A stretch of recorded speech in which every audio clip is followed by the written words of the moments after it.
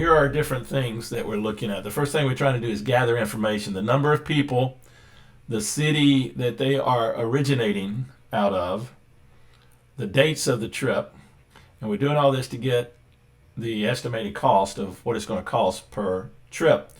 And so on the right are several different places. You can go to Delta, you can go to American, you can go to United, you can go to the airlines themselves, you can go to Expedia, Kayak, Cheap Air, Priceline. There's all kind of places to go, but I just kind of standardize because all I want to do is get a general ballpark of an estimated cost. What are the dates? Well, I got on here and I thought let's come up with some bogus dates like we did last year in September.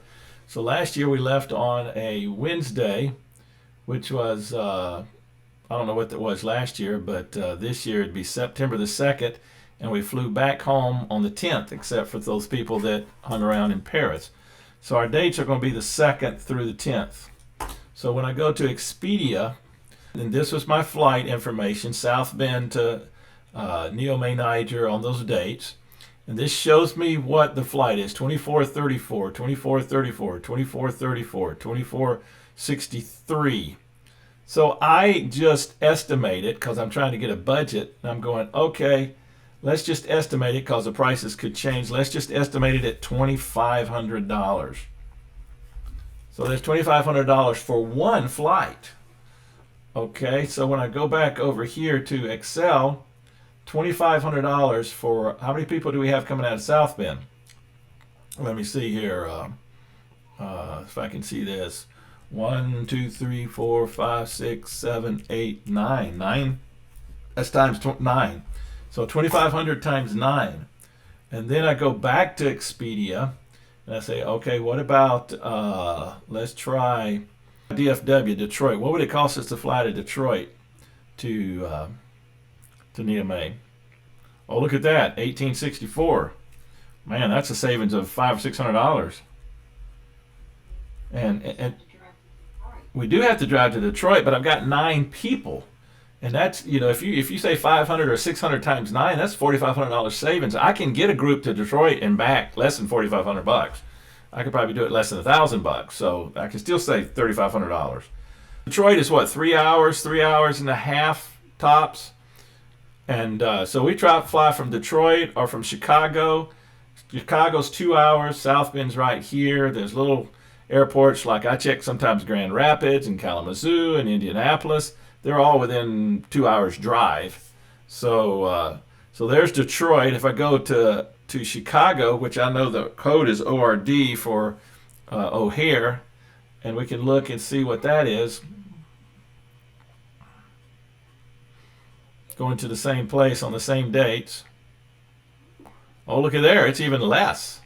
There's a 14, but I don't think I want to fly Ethiopian Air.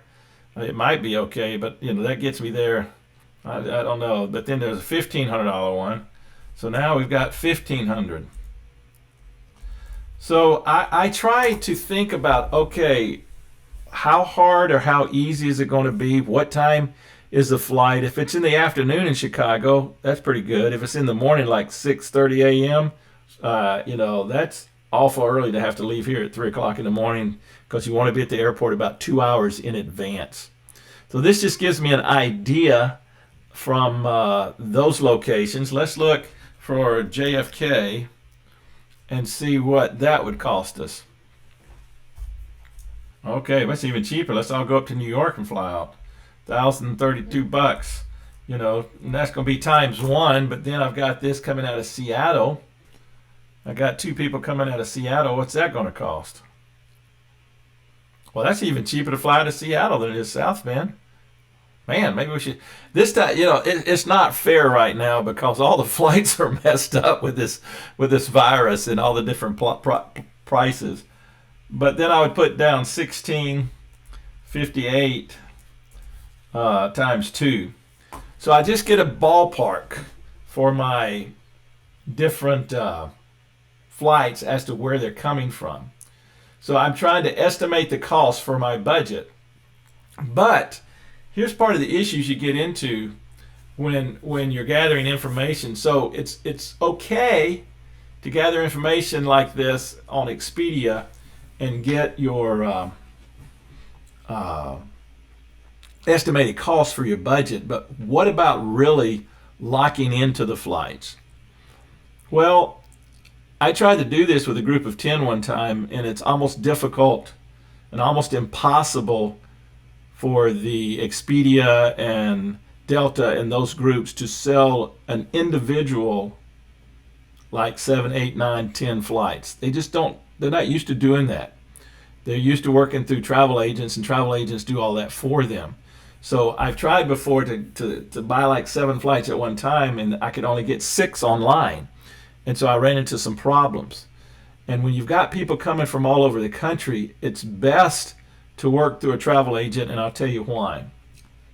Number one, well, let's just go up top. So I got this DIY, do-it-yourself travel agent.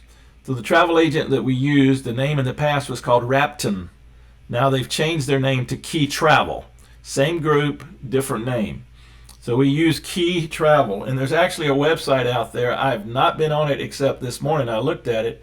You could just go and Google it to go. Let's see if we can get there to Key Travel, and they actually have flights for humanitarian, faith-based, and educational groups. So they're used to working with groups like us. Other things we need to think about when we're thinking about flights is luggage. Most people get 2 pieces of luggage. In some cases, it's free. Right now, I looked at it today, and it's like all the airlines went back to free luggage.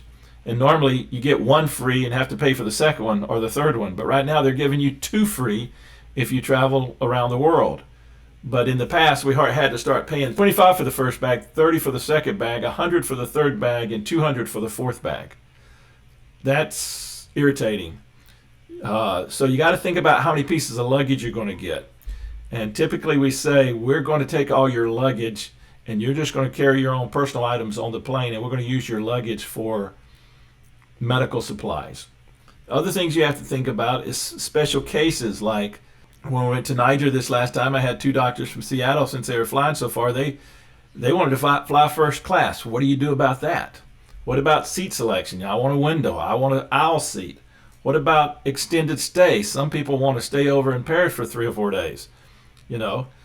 Some people will fly with us out of Detroit, but when they return home, they want to fly back into Grand Rapids. So you got to find out what type of reputation the airlines have. And then meeting location. We always like to meet on common ground before we get into the country. A lot of times we like to have everybody fly to the same place here in the States, and then us fly from the States to the country. So we go in as a team. When we go to Niger, Paris is an okay place to meet up. And so we had a whole group meet in Paris this last time. And then we flew the last flight together so that when we get there, they don't have to make multiple trips back and forth to the airport. So from my estimation and what I've done it myself before, where I've bought all the airline tickets. And it took hours of time and a lot of pain, and everybody had their own special case. And I love people, but people are irritating to work with too, because everybody wants their little thing. And so I'm thinking, why don't I just give all of that to the travel agent? And so that's what we started doing. That's why we started using a travel agent. Here's the pros and the cons of using a travel agent. The pros are you get 3 free bags. At least we do when we go to Niger with Rapton. You get a humanitarian rate, which may be more, maybe less. Sometimes it's better than what we can get. Sometimes it's worse. It takes less time on me or you, anybody that's planning the trips. They can record the special features in advance. Like if they have a portfolio of you, they know that you like to sit on the aisle seat. They know what your frequent flyer number is. They know what type of food you eat, if you're vegan or vegetarian. And so you just say, I want to go on this trip, and boom, they put you right where you want. They already have all of that. So we don't have to gather that every time. A lot of times I will get a representative at a travel agency, and I say, okay, here's the contact information of our travel agency, and work your booking out with them. We'll pay for the flight. You just work it all out with them and give them your details. And they'll know where we're flying and when the group is going, and so they'll get you on the right planes. Another thing that's positive about working with a travel agency is if you have to rebook. We were in Africa, and we had a doctor that came from Indonesia, and at the last minute they rebooked his flight coming into Niger. But there was a problem, and we didn't realize it. Because they changed his flight, he did not take his original flight. And so they canceled his return flight home. And he didn't have a return flight home. And here we are in Niger, and it's about time for him to go home. He doesn't have a flight. And so, like the day before, we called the travel agency. We got to say we have a problem here. And we just talked to them several times, and they made it happen and got him a flight at the time that he needed to leave and got him home at the time he needed to get home. They're able to secure the flights for us. The only problem is it might cost you a little bit more, but overall, it is much better than us having to set it all up ourselves. Okay. All right, let's see. So, any questions on the travel agent? And I'm going to show you kind of how this works a little bit in just a second. Any questions up to this point? How much, like, it says cost is like one of the cons of having a travel agency. Like, how much does it cost, or does it vary? I think it varies, but if I were to give a ballpark, it's about $50 per person more. And so, but the hassle and headache they take off of you is a great. I say it's $50 more because they charge you a $50 fee, but a lot of times they get a cheaper price. So when they put that $50 back in the price, it's even less than what you would have paid doing it yourself. So there is a cost per individual, but like I'm saying, because they buy so many humanitarian flights together, they get a better rate a lot of times than one individual does. So I'm going to show you how I do this, and it's pretty simplistic. Let's see if I can do this. So over here in my email, a lady named Anita Vu is who I use.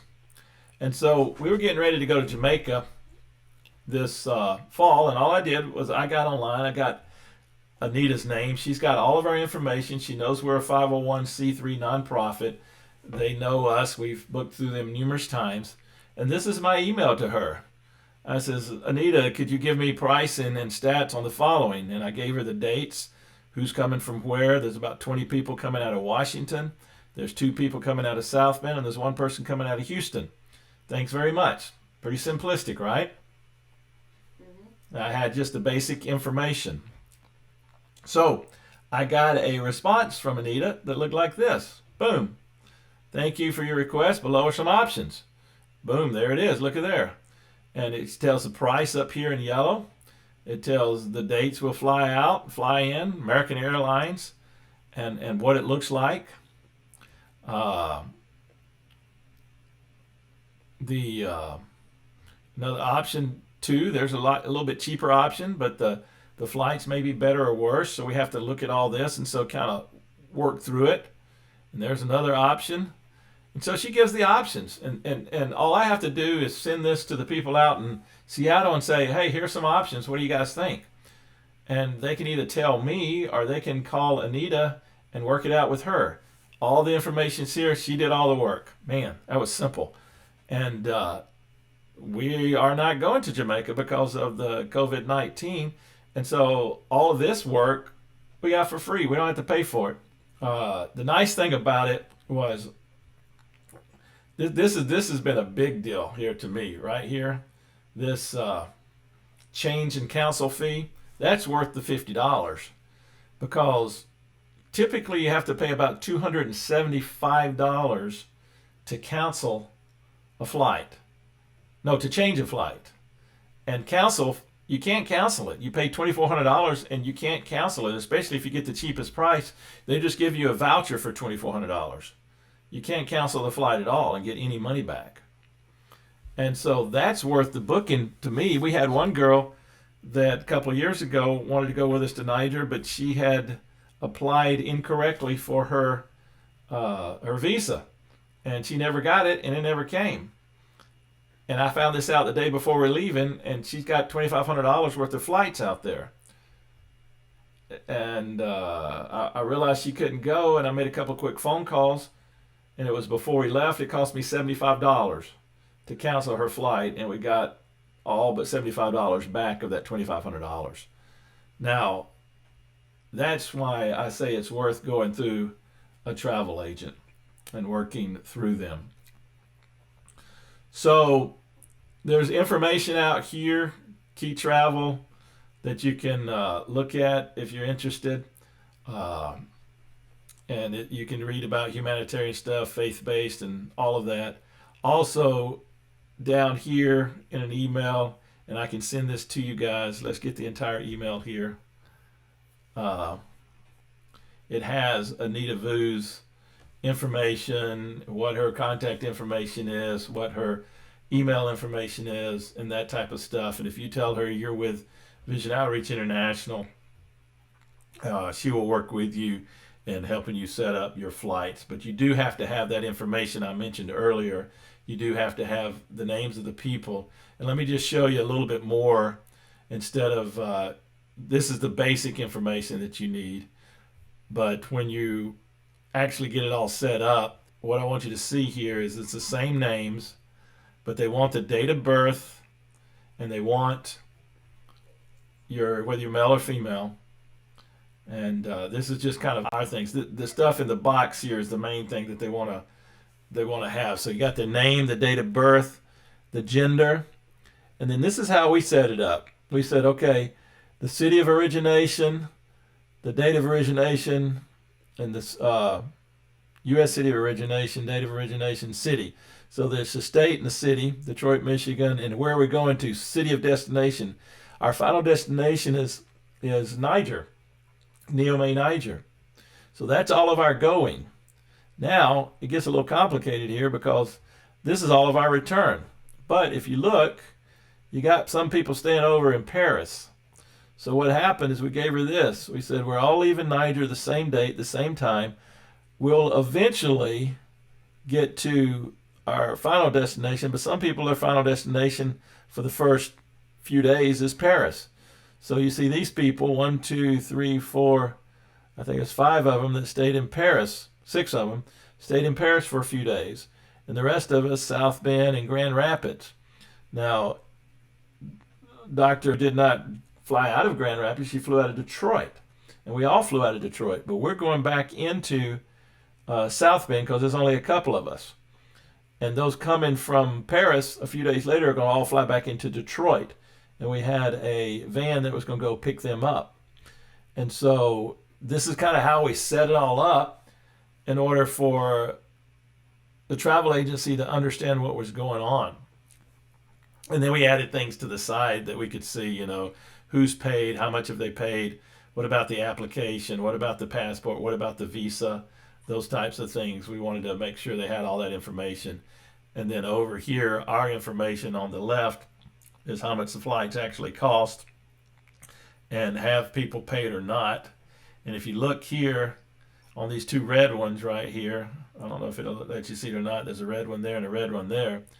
If our doctors want to fly first class, that's fine, but we're not going to pay for first class. We're going to pay what an average cost of a flight would be. So this was the average cost out of their area, what the flight would be, $24.15. Down here, this is what they paid for their first class flight. We subtracted the $24.15 from it, and then they paid the remainder to get their first class flight. So we can do that, but we're only going to pay for, like I said, just regular coach class and what it would cost. So does this make sense, ladies? Any questions? Okay, last thing here on flights. I'll put this out here because this is important. Whenever you get the flight information from Anita, like I showed you, let's say that Anita sent us the information and we have the flights, and let's say that I talked back and forth to you and you decided you wanted this flight, option 2, you want that flight. Well, she will send you something with the airline, the date and time you're leaving, your name, and all that stuff. And I will send that to you. And if you're leading the trip, you'll send it to your participants and say, this is your flight information. It's up to you to double check every single thing on it to make sure that your name is spelled correctly. It's the same name that's on your passport, that they're identical, so we won't have any problems when we're at the airport. To check the date that we're leaving and the date that the destination that we're going to. We're going from here to our Detroit to Paris, and from Paris to Niamey, Niger. Make sure that you're arriving at the same time everybody else is arriving. I need more eyes on this because I will miss something. And we've got to make a change, but we really try to encourage the people to get more eyes on this so that we're all looking at the same thing and none of us are missing things. And sometimes people send us, this is another whole thing, passport that's not at least 6 months in date. You got to have at least 6 months on your passport before you travel, and they have to get a new passport before they go. So that's the one thing, is really double check, triple check, quadruple check all the details of everything with as many people as you can, especially if everybody's responsible for their own. And then down here it says, I am responsible. What happens a lot of times when we travel overseas, I spend $2,400 or $2,500 on a flight for you to go to Niamey, Niger, and then you back out. And especially if I didn't go through a travel agent, sometimes I don't get any of that $2,500 back. But you, as an individual, get a voucher for $2,500. But you haven't paid but $500 for your mission trip. Now, that doesn't seem fair to me, that you pay $500 for your mission trip and you get a $2,500 voucher for flying. So I tell people, I say, look, we are working on this and we're raising funds and all that type of stuff, but if something happens and we can't get your money back, you're the only one that's going to get the voucher, and I want to know that you are willing to say that you will be responsible for this amount of money that we don't get back. You know, that you will, if you get a $2,500 voucher, that's on you. We want you to be considerate of Vision Outreach and their expenses and give that back, because now you can use that to go somewhere. Now, I get it if it's an emergency situation, like someone died, because then we can use that to tell the airline that we have an emergency situation. A lot of times they'll work with us.